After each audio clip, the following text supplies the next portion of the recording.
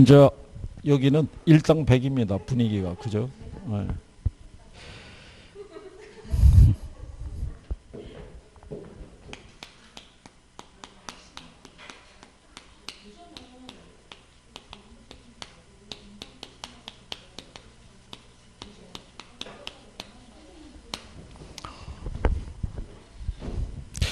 자, 이제는 여유가 좀 있으셔가지고, 그죠? 예, 선생님 칠판에다 판사하고 제목을 적을 순간까지도 대화가 이어지고 있다는 얘기죠.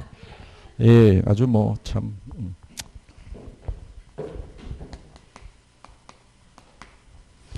자, 여과작용 또는 순환작용이라고 해놓는데요. 예, 이거는 우리가 이제 시간이 경과를 하게 되면요. 주택에 질적인 변화하고요.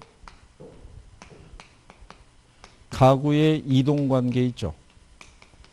이거를 설명해 주는 게 주택의 여과작용이다. 또는 순환작용이라고 얘기하죠. 자, 그래서 우리가 그 내용을 얘기했었을 때 형태를 보시게 되면은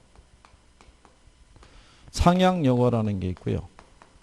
그 다음에 하향여과라는 게 있죠. 요거는 이제 지문에서 작년 문제 있을 때는 답이 이거였고요. 답이 이게 답이었고요. 상향여과, 하향여과는 제목을 바꿔서.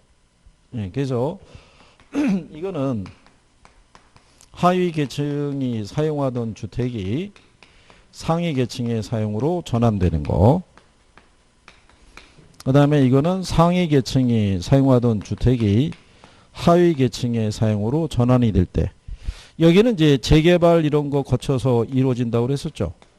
근데 여기는 뭐가? 요거 시험에 가끔씩 써요. 공가의 발생이 여과를 구성할 때 중요한 요소가 돼요. 영어 진행이 될 때. 근데 공가의 발생은 여과 현상과 관계가 없다. 이런 식으로 인용을 해서 틀리게 한 두세 번 정도 지문으로 활용을 한 것 같죠. 그래서 우리가 지난번에 이렇게 얘기했었죠. 고급 주택, 중급 주택, 그 다음에 저급 주택이 있을 때, 그렇죠? 얘네에서 주어지는 주택 서비스 있죠. 서비스가 얘는 30, 얘는 20, 얘는 10 이렇게 되어 있을 때 여기 가정 중에 하나가 뭐냐면 일정 수준 이하의 저급 주택이 있죠. 얘는 신축이 금지되어 있어요. 정부가. 그러면 이제 요게 요 주택 서비스 효용이라는 거는 시간이 가면서 이제 변하는 거죠. 저기 보면 주택의 질적인 변화라고 그랬죠. 그러니까 얘가 1년에 일씩 줄어드는 거예요. 그러면 10년이라는 시간이 경과하게 되면 얘가 20으로 줄어요. 그리고 얘는 10으로. 그러면 얘는 제로가 될 거 아니겠어요? 그러면 얘가 다시 뭐가 된다는 거예요. 그렇죠. 재개발돼서 다시 얘가 신축이 이루어지면서 효용이 30짜리 주택이 새로 공급되는 거죠. 그러면 여기 거주하고 있던 사람이 자기가 원하는 만큼의 서비스가 제공이 안 되잖아요. 그러니까 이 사람들이 일로 이주하는 거예요. 이렇게. 그러면 여기에서 공가가 발생했겠죠. 이거를 이 사람들이 들어가고. 그러면 얘네들이 이주하면은 여기도 역시 공가가 발생했겠죠. 그럼 얘네가 이제 들어가고. 이런 식으로. 그리고 다시 또 10년이 경과하게 되면 같은 현상이 다시 또 되풀이 되는 거죠. 이런 식으로 나타나는 걸 여과라고 얘기하는 거죠. 이해하시겠나요? 그래서 그런 과정을 구별하시면 되겠고요. 그 다음에 이제 거기 하향 여과에 보시면 그러니까 50페이지 맨 마지막 줄이죠. 거기 보면 공가의 발생은 주택 여과 과정의 중요한 구성 요소 중에 하나다라고 명시가 되어 있는 거예요. 그러니까 공가의 발생은 주택 여과 과정과는 상관이 없다. 관계가 없다 그러면 틀리다 이렇게 생각하시면 돼요. 이해하시겠죠? 개념하고 그 정도 하나 두시고요. 그 다음에 이제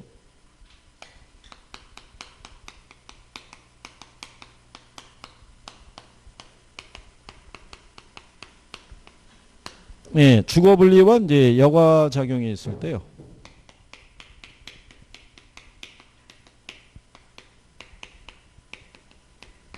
제일 먼저 나온 게 이제 주거분리의 개념이 있을 때, 이게 이제 도시화 과정 등에 의해서 고소득층에 대한 주거지역하고요. 그 다음에 저소득층에 대한 주거지역이 서로 뭐가 되는 거. 예, 분리가 되는 건 이제 주거분리라고 그러는데요. 이게 이제 표현을 할 때요. 근린지역을 포함한 도시 전체에서 발생한다. 이걸 지문을 바꿔본 이유가 이걸 바꿀 수 있다는 거죠. 근린지역을 제외한.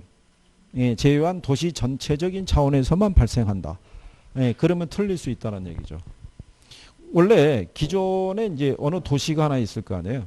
그러면 이제 이 도시가 있을 때 기존 주거지역이 하나 있고요. 근데 도시가 이제 나중에 팽창을 하다 보면은 이제 소득들이 점차적으로 높아지죠. 그러면 기존 주거지에서는 더 이상 자기들이 원하는 만큼의 효용이 제공이 안 됐을 쯤에 여기 불량 또는 노후 주거지가 있을 때 얘네가 뭐가 되냐면 재개발 이런 게 이루어지겠죠. 그래서 신시가지 형태로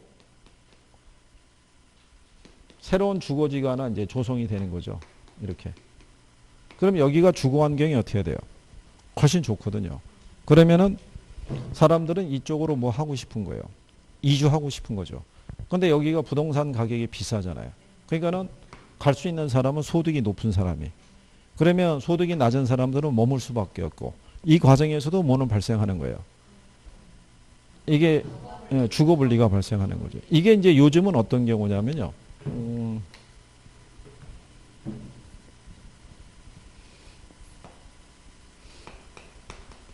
기존 도시가 있을 때 주변에 신도시가 들어서요.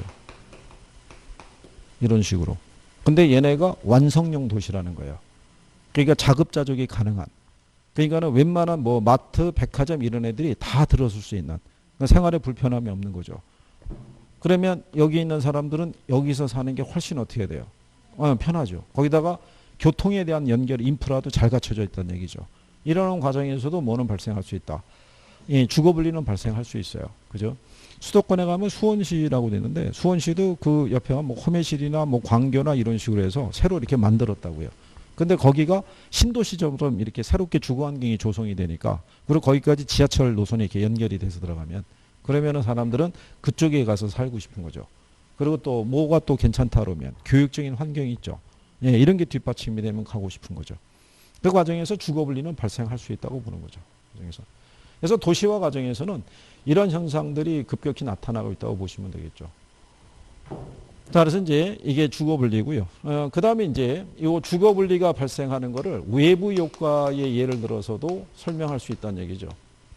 이게 이제 분리가 되잖아요. 분리가 되면 고급주택지역은 계속 고급주택지역으로 존재하고요. 저급주택지역은 계속 저급주택지역으로 존재하는 것은 외부 효과의 영향이 크다라고 보는 거죠. 그래서 우리가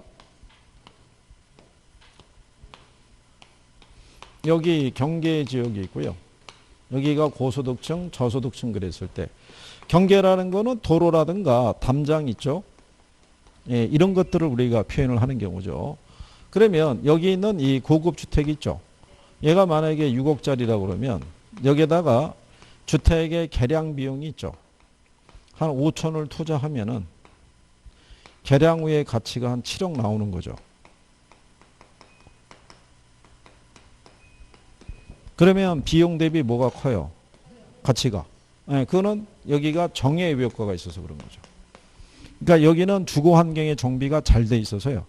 예, 자기가 자기 집에다가 이런 이제 시설 투자 같은 거 하게 되면 가치의 상승이 훨씬 큰 거죠. 그러니까 여기는 전체적으로 이 환경이 유지가 되는 거죠. 근데 여기는 저급주택 같은 경우는 이게 만약에 2억짜리인데 한 2천 투자하면은 이후의 가치가 2억 1천밖에 안 돼요. 그러니까 비용 대비 뭐가 크지 못하다는 얘기예요. 가치가. 그러면 이런 현상이 나타나는 거는 여기는 부의 효과가 있는 거예요.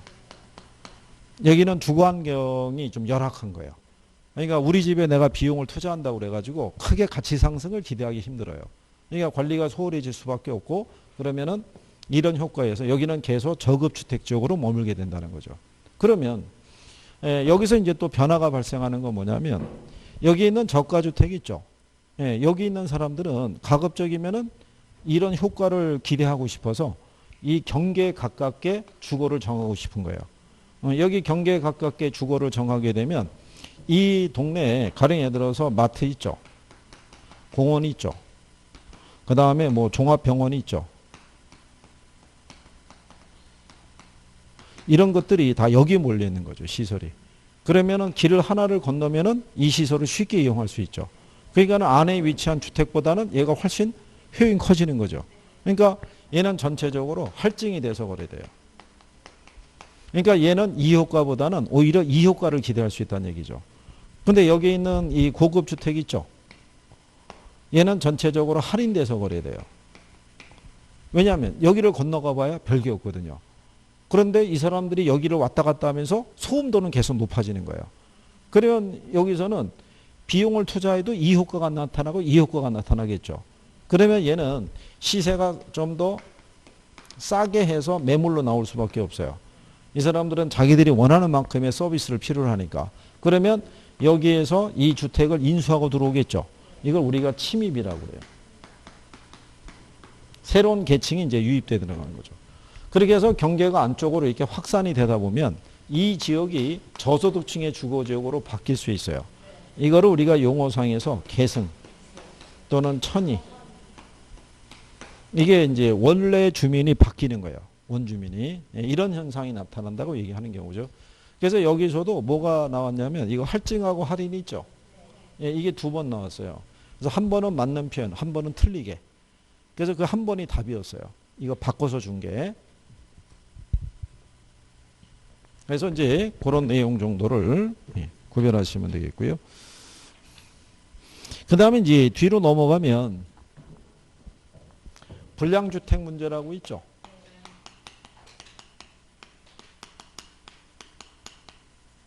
불량주택이 발생하는 원인은 소득이 낮아서 발생하는 거고요. 이거는 뭐는 아니라는 거예요. 시장의 실패는 아니다.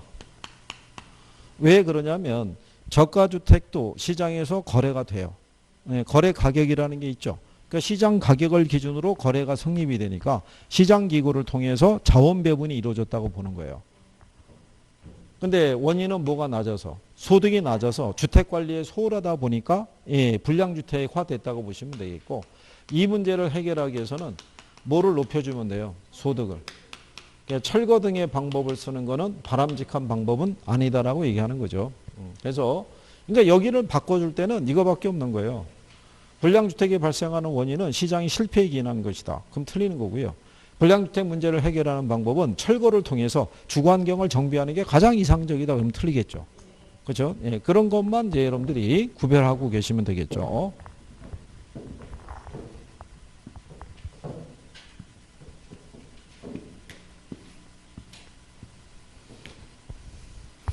그 다음에 이제 효율적 시장 이론을 배워보시는 거죠.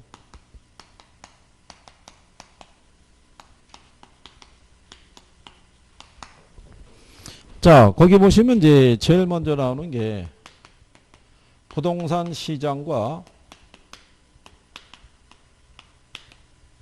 정보의 효율성 관계인데, 여기서 이제 배우시는 게 요 정보의 효율성 관계를 배우시는 거예요. 그래서 이제 거기 보면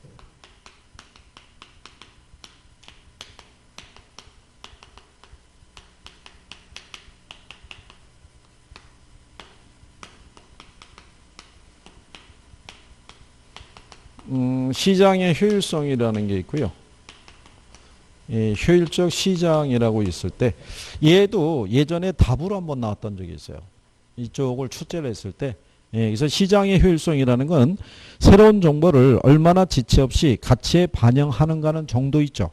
그러니까 정보에 반영되는 속도를 우리가 얘기하는 경우고요. 이 시장의 효율성이 우리가 기본적으로 주식이나 부동산 시장이나 다 중강성이라고 얘기하죠. 근데 시장의 효율성 면에서는 주식시장이 조금 더 빠르죠. 그게 주가에 반영되는 속도와 부동산 가격에 반영되는 속도 있죠. 부동산 시장은 지역시장이기 때문에 어떤 정보가 가치에 반영되는 속도가 주가에 반영되는 속도보다는 조금 느리다고 얘기를 하죠. 자, 근데 그 밑에 보면 정보가 지체 없이 가치에 반영되는 시장이 있죠.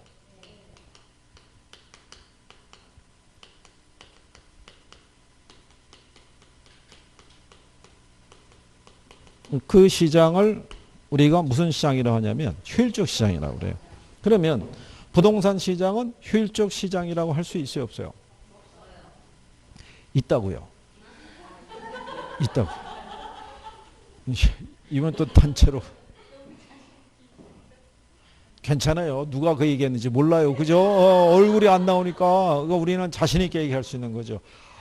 얼굴이 화면에 나오면 절대로 그렇게는 얘기를 못하죠. 그죠? 생각을 한번 해봐야 될 것 같습니다. 이렇게 발을 한번 빼는 건데. 자, 가령 예를 들어가지고, 만약에 A라는 도시에 이 광역 급행 열차 있죠? 우리가 요즘 GTX라고 그러죠. 이게 이 도시로 온다는 거예요. 이 도시로 발표를 하는 거예요. 발표를 했을 때 어디에 들어서냐면 종촌동 있죠. 여기를 가로지면서 여기 생긴다는 거예요. 그러면 이 주변의 부동산 시세가 어떻게 되겠어요? 올라갈 거예요. 그러니까 효율적 시장이죠. 그렇잖아요. 정보가 발표되면 가치에 바로 반영이 돼주잖아요.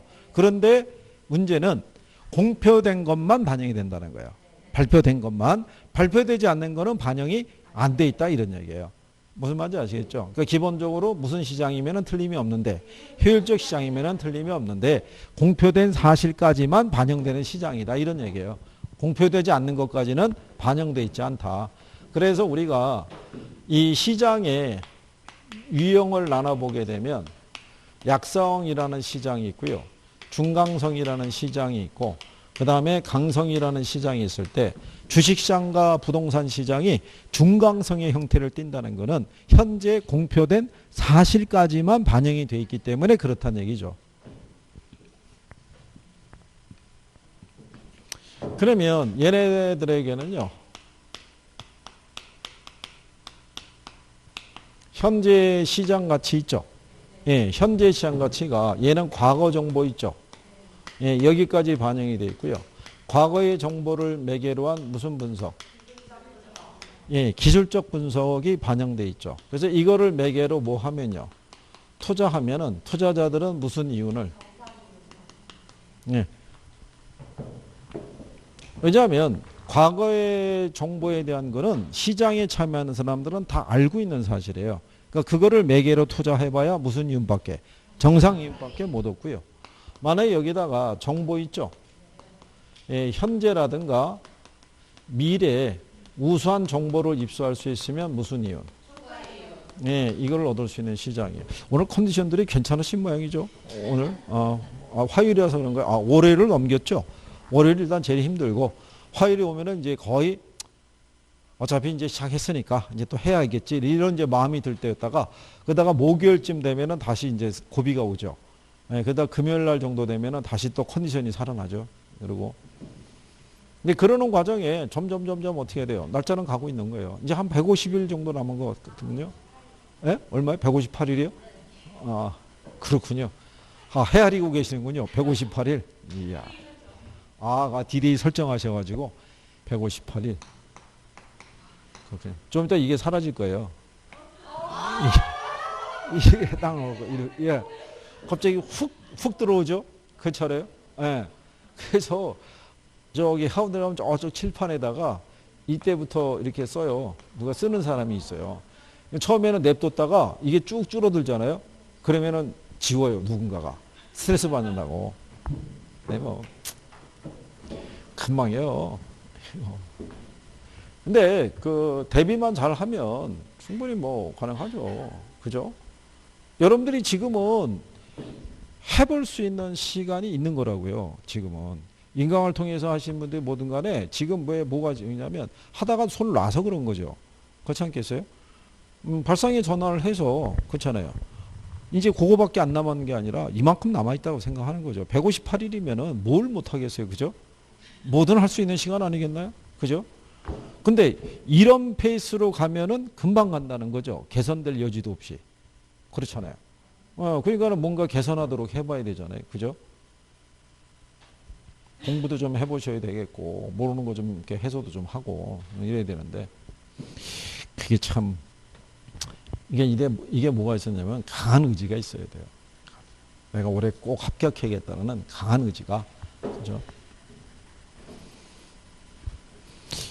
여기서 이 안에서 누구 되고 누구 안 되면 참 이상하잖아요. 그죠? 에? 그래. 어쨌든 간에 끝나고 나면 후유증은 찾아오게 돼 있어요. 후유증은. 그렇지 않겠어요? 그러니까 좀 힘들 내셔가지고 예, 서로 잘 격려도 해주시고 예, 안 나오면 왜 안 나오냐 빨리 나와라 뭐 이렇게 해갖고라도 예, 정리를 좀 해줘야 돼요. 그죠?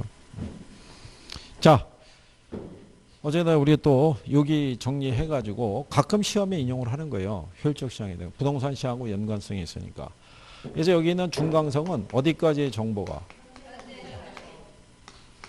요걸 매개로 한 분석이 요게 기본적 분석이에요. 이거 매개로 투자하면은 무슨 이유만? 정상 이유만 얻는 거죠. 근데 여기도 뭐를? 예, 정보를. 그러면은 미래 우수한 정보로 입수하면은 무슨 이윤을? 예, 이거 얻을 수 있어요. 여기는 이제 기본적 분석을 통해 갖고요. 주식시장 같으면은 투자 종목을 선택하는 거예요. 예, 기업의 내재 가치를 우리가 분석을 해서. 근데 가령 예를 들어서 S라고 하는 화학이 있잖아요.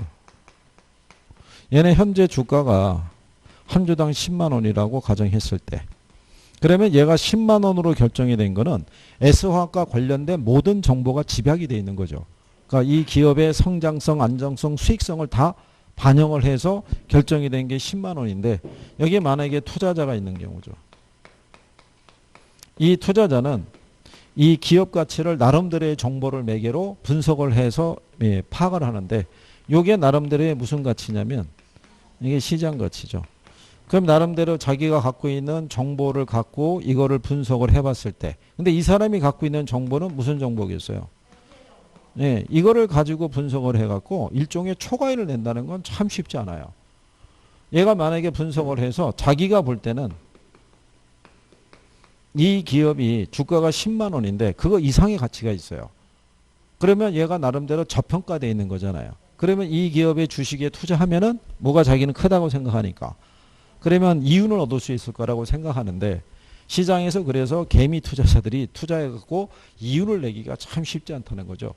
왜냐하면 알고 있는 정보가 분석할 수 있는 정보라는 게 이미 시장에 알려진 정보를 갖고 분석을 하는 거니까 크게 기대하기가 어렵죠. 그런데 만약에 이 사람이 이 화학의 고위층하고 절친이에요. 알려주는 거예요. 야,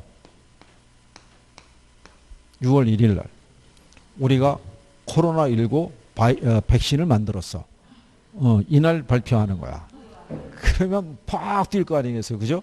그러니까 뭐를 얻을 수 있으면 그렇죠. 미래 우수한 정보를 얻을 수 있으면 초과를 얻을 수 있는 거예요. 그거는 주식시장이나 부동산 시장이나 똑같은 거예요. 그렇지 않겠어요? 그랬을 때 초과를 얻을 수 있는 시장. 그래서 여기 있는 중강성까지 나타나는 게 부동산 시장하고 주식시장은 여기까지 형태가 나타나고요. 여기는 안 나타나죠. 여기냐면 강성시장은 모든 정보가 반영이 돼 있어요.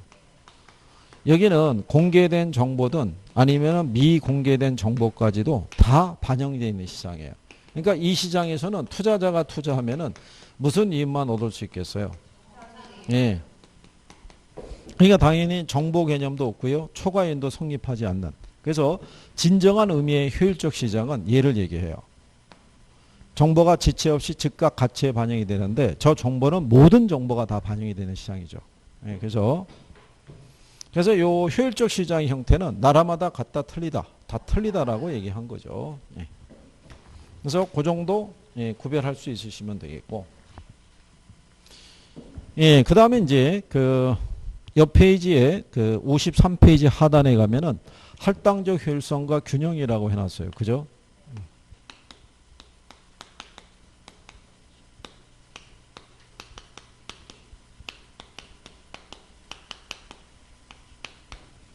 그래서 여기는 할당적 효율성 관계를 얘기하고 있는 거예요. 할당적 또는 배분적 효율성이라고 그래요. 지금 한 거는 정보의 효율성 관계예요. 그래서 우리가 지난번에 이렇게 얘기했었죠.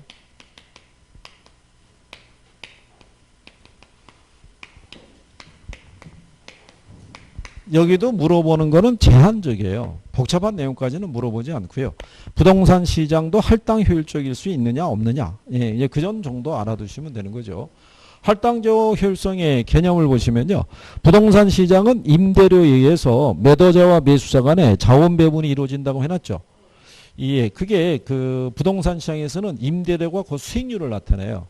그러니까 그 수익률의 크기에 의해서 자원 배분이 이루어진다라고 얘기를 하고요.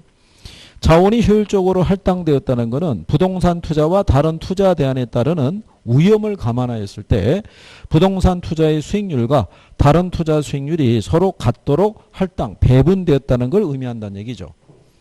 이제 그게 그 얘기가 이제 지난번에 이렇게 해드린 거죠. 부동산 투자 수익률이 있고요. 다른 곳에 투자해서 올릴 수 있는 수익률인데 우리가 정기예금 이자율을 얘기해 보는 거죠. 자, 그랬을 때 여기서 얘네가 이렇게 같다는 것 있죠. 예, 이게 위험의 크기를 감안한 수익률이 같다는 얘기예요. 그러니까 만약에 정기예금 이자율이 2% 주고요. 부동산 투자 수익률이 2% 주어진다 그러면 시중의 모든 자금은 다 일로 갈 거예요. 그렇지 않겠어요? 그러면 자원 배분이 왜곡이 되죠. 한쪽으로 쏠림 현상이 발생하니까. 근데 얘를 2%를 준다는 얘기는 이 시장에서는 투자자가 투자했을 때 감수하는 위험이 작아요. 그러니까 수익률을 작게 주는데 여기 있는 얘네는 상대적으로 투자자가 부담하는 위험이 크거든요. 근데 수익률을 이렇게 작게 주면은 어느 누구도 여기다 투자하지 않는다는 얘기죠. 그러니까 여기서의 요 수익률의 크기는 투자자가 여기에 투자해서 감수해야 되는 위험이 있죠. 예, 위험에 대한 대가를 감안한 수익률이죠. 이렇게. 그러니까 여기서 같다는 얘기는 이렇게 같다는 얘기죠. 이렇게. 그러면 얘가 더 큰 수익률을 가지고 가는 게 아니라 얘가 감수하는 위험에 대한 대가만큼만 가지고 간다는 얘기예요.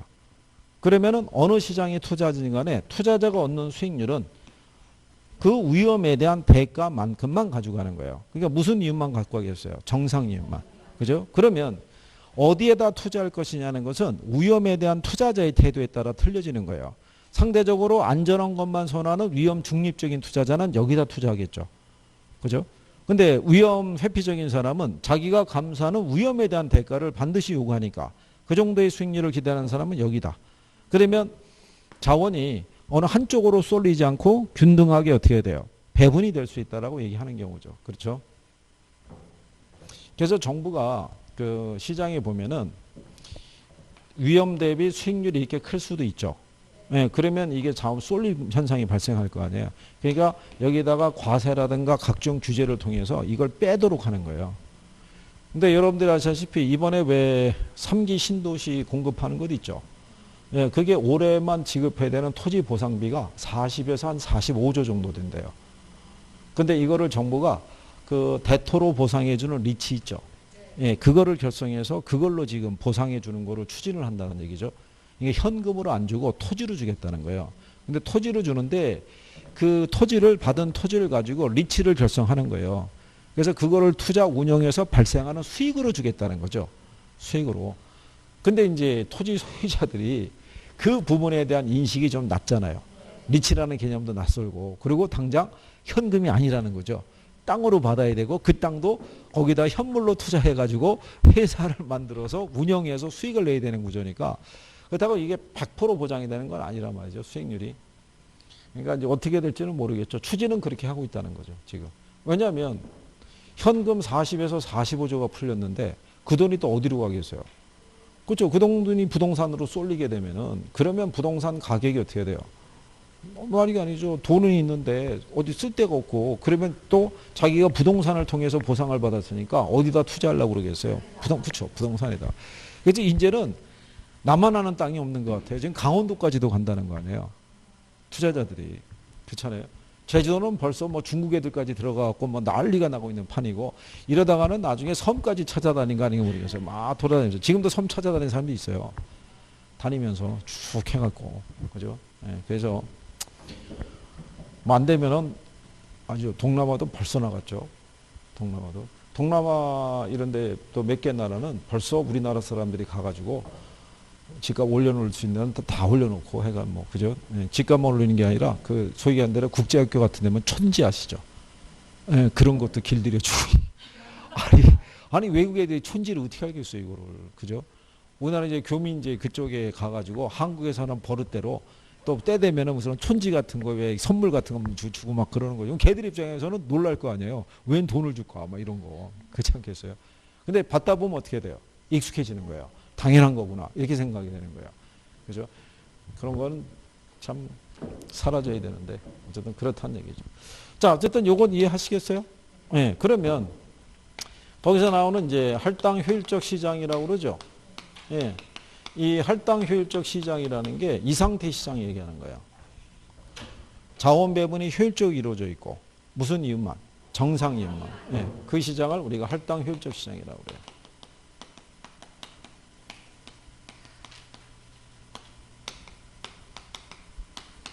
그럼 이제 여기서 우리가 알아야 될 거는 완전 경쟁 시장 아시죠? 완전 경쟁 시장은 자원 배분이 효율적이 아니에요. 얘 자원 배분이 효율적이에요. 어? 이거 아시잖아요. 이 균형 가격 하에서는 수요량과 공급량이 일치하잖아요. 남거나 모자람이 없잖아요. 그러니까 자원 배분이 효율적으로 이루어진다고요. 초기는 뭐 이런 상태가 될 수도 있고 이런 상태가 될 수도 있지만 공급자 경쟁과 수요자 경쟁에서 항상 무슨 상태? 균형 상태가 유지가 되는 시장이에요. 그러니까 얘도 자원 배분이 효율적이고 무슨 이유만? 이게 존재해요. 그래서 완전 경쟁 시장은 자동적으로 이 시장이 돼요. 할당 효율적 시장이. 근데 할당 효율적 시장이 완전 경쟁 시장만 의미하진 않아요. 우리가 알고 있는 불완전 경쟁 시장이 있죠. 또 독점 시장이 있죠. 얘네는 초과이윤이 존재해요. 그죠? 근데 이 시장에서 초과이윤을 얻기 위해서는 뭐가? 네, 이걸 매개로 초과이윤을 얻어야 돼요. 그죠? 그러면 이런 시장의 성격을 갖고 있는 부동산 시장이 있죠. 그럼 얘도 할당 효율적 시장이 될 수 있냐는 거죠. 근데 이 초기에는 부동산 시장 같은 구조 안에서는 초과이윤을 얻기 위해서는 뭐를 지출해야 돼요? 정보를. 근데 옛날에 사람들의 인식이 조금 떨어졌을 때는요. 옛날에 뭐 70년대나 막 이럴 때 가게 되면 그때 이제 지방 같은 데 있잖아요. 시골 에 가게 되면 그쪽에 이제 뭐 군 뭐 단위 쪽에서 그 지역에 이제 도시계획이나 뭐 해. 그러면 도로를 내거나 뭐 이런 계획이 있을 거 아니에요. 그런 계획을 사전에 입수한 이제 뭐 그때 당시 거기에 관여했던 사람이 자기가 직접 사기는 뭐 하니까 사돈의 8촌을 이용해 가지고 땅 사놨다가 개발이 되면서 이렇게 부를 축적하는 사람도 당연히 있었을 거 아니에요. 근데 그때는 먹고 살기가 급급했을 때라 뭐 그런 정보를 이용해서 누가 돈을 버는지 마는지조차도 관심이 없었던 시기였던 거죠. 그러면 초기에는 한 100만 원 들여서 많은 이윤을 가지고 갈 수 있는 거예요. 근데 이제 그 사실이 어떻게 돼요? 좀 알려지는 거죠. 야, 그게 그 정보만 알게 되면 많은 이윤을 얻을 수 있다더라. 그러면 사람들이 이 정보를 얻기 위해서 이제 경쟁이 펼쳐질 거 아니에요. 그 과정에서 옛날에 심지어 옛날에 그럴 수도 있었을 거예요. 막걸리 한 잔에 알려주는 경우도 있었을 거라고요. 아는 지인이 딱 가고 막걸리 한 잔 먹이면서 야, 이번에 어느 쪽으로 길이 열린대? 뭐 이러면 아마 이번에 이렇게 갈 거예요. 뭐 이렇게 얘기해 줬는데 이제는 막걸리 한 잔 갖고 돼야 안 돼요. 점점점 대가가 어떻게 돼요? 올라가는 거죠. 올라가다가 이게 같아질 수도 있잖아요. 네. 그러면 굳이 이 돈을 들여서 이 이윤을 얻기 위해서 우리가 경쟁을 할 필요가 없는 거죠. 네. 그러면 이 시장도 무슨 이윤만? 정상 이윤만 남는 거예요. 그러면 얘도 얘가 될 수 있다는 거예요. 할당 효율적 시장이. 그래서 요건은 그냥 이렇게 나오는 거예요. 부동산 시장도 무슨 시장은 될 수 있다. 할당 효율적 시장. 네, 그게 그 2번 활용을 했어요. 시험에서. 네, 그러니까 그런 내용 정도로 구별할 수 있으시면 돼요. 그래서 여러분들이 옆에 그 55페이지에 가면 거기 기출문제 지문이 있죠. 예, 지문에 보시게 되면 지문 5번 있죠. 자, 불완전 경쟁 시장에서도 할당 효율적 시장이 이루어질 수 있다 없다. 예. 근데 그 밑에 7번 있죠. 부동산 시장은 여러 가지 불완전한 요소가 많으므로 할당 효율적 시장이 될 수 없다 이렇게 해놨죠. 그게 답이었었어요. 그때 틀린 거 고르라고 그랬을 때. 그러니까 이런 식으로 표현을 해주는 거예요. 그게 여기서 우리가 알아야 될 거는 불완전한 시장도 할당 효율적 시장이 될 수 있다라는 거. 그러면 부동산 시장이 불완전 경쟁 시장이잖아요. 그럼 부동산 시장도 할당 효율적 시장이 될 수 있다. 예, 그렇게만 정리해 놓으시면 되죠. 이해하시겠나요? 그래요.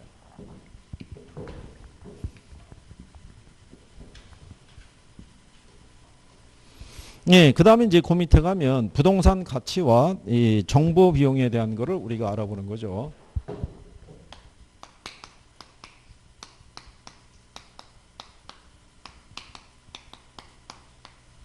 예, 이거는 이제 중개업을 하시는 분들이 이제 알아야 될 거는 뭐냐면 아까 얘기했지만은 부동산 가치라는 거는 현재 알려진 것만 반영이 돼 있잖아요. 근데 확인되지 않는 소문 있죠. 또는 루머 있죠. 여기에 의해서도 부동산 시세는 요동을 쳐요. 그렇잖아요. 근데 뭔가 개발이 돼서 호재가 발생이 될 것 같으면은 매도자는 그것도 거래 가격에 반영하고 싶을 것이고, 근데 매수자는 그게 부담스러울 수도 있죠. 근데 서로 팽팽하면은 거래가 안 되잖아요. 그거를 조율해 줄 수 있는 사람들이 중개업자들이죠. 예, 그래서 여기서는 정보 가치의 계산에 대해서 알아보시게 되면 정보 가치라는 거는 정보가 확실한 가치에서 정보가 불확실한 가치를 빼면 돼요. 근데 이 정보 가치를 계산하기 위해서는 뭐를 구할 수 있어야 되냐면 정보의 현재 가치 있죠. 예, 얘를 구할 수 있어요. 이게 식이 간단한 거예요. 이게 뒤돌아보지 않아도 너나 간단하지 지금 뭐 그런 분위기군요. 예? 근데 대입해 보면 틀려요.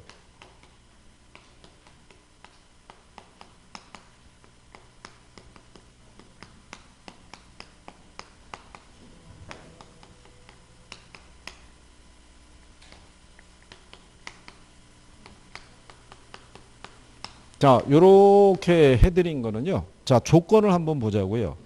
거기 보시면 자, 기업 도시로 개발되는 가능성이 있는 지역에 일단의 토지가 있죠. 근데 1년 후, 그 1년이라는 것도 있죠. 예, 그거 기억하셔야 되고.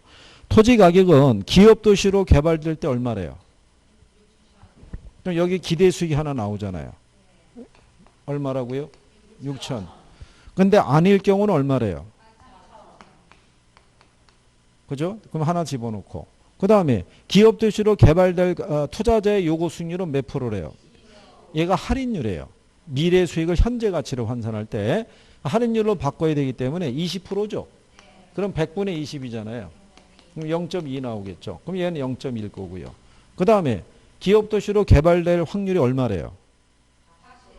그러면 얘가 40%면 안 될 확률은 60%란 얘기잖아요. 그럼 갖다 대입하면 되는 거죠. 그죠? 그러면 출제자들이 이거 암산 수준으로 계산할 수 있게끔 배려를 해줘요. 그럼 여러분들이 보시면 몇 프로일 때 확률이? 그럼 얘는 1 플러스 0.2가 되죠. 그럼 얘는 6천이죠. 될 수 있는 확률이 40%죠. 그리고 아닐 때는 4천이죠. 될 수 있는 확률이 60%죠. 그러면 자 6천 40%죠. 64 24 2400 46에 24니까 2400. 그러면 더하면 4800이잖아요. 얘를 1.2로 우리가 할인하면 얼마? 4000. 이게 4800이니까 20% 줬을 거예요. 이게 만약에 10%로 줬으면 이걸 4400으로 맞춰줬을 거라고요. 그렇겠죠. 그래서 암산 계산이 될 테니까. 근데 만약에 100% 들어쓰잖아요. 그럼 불확실할 때는 이게 4000이잖아요. 근데 만약에 100% 개발이 되죠. 100%면 조건이 하나만 성립해요. 그리고 6천이 될 수 있는 확률이 100%니까 100분의 100이니까 1이죠. 그럼 4천이 될 수 있는 조건은 없잖아요. 제로죠. 그러니까 얘는 굳이 쓸 필요 없이 6천을 그냥 1.2로 할인하면 되죠. 그러면 얼마겠어요? 5천. 그럼 확실한 건 얼마? 5천. 불확실할 때는 4천. 그럼 정보 가치가 얼마? 이렇게 나가는 거죠. 이렇게. 그러니까 이 식에다가 다 대입하게끔 다 배열을 해주는 거예요. 갖다 대입만 할 수 있으면 되는데 문제는 이제 제가 아까 1년을 그걸 체킹하라고 그랬잖아요. 이렇게 줬다가 갑자기 출제자들이 이걸 2년으로 준 거예요. 예, 그러면 사람들은 조건을 이거를 중시하지 이걸 안 봐요. 이게 그러면 이게 제곱이 돼야 되거든요. 자승이. 그렇잖아요. 그러면 1.2가 아니라 1.44로 할인해 줘야 되는데 그거를 캐치를 못하면 계속 1.2로 할인한다고요. 그러면 값이 안 나오죠. 배운 대로 했는데. 다 대입했는데 뭐가 잘못됐지? 이러는 과정에서 시간은 시간대로 뺏기고 예, 문제는 문제대로 못 풀고 이런 불상사가 발생하는 거예요. 그게. 그걸 그 양반이 끝나고서야 알았다는 거예요. 2년을 그렇게 그거를 확인이 안 되더래요. 눈에 안 들어오더래요. 이게. 그래 얼마나 속이 탔겠어요. 근데 제가 그래서 그랬어요. 아니 그거를 왜 거기에 집착을 하느냐고.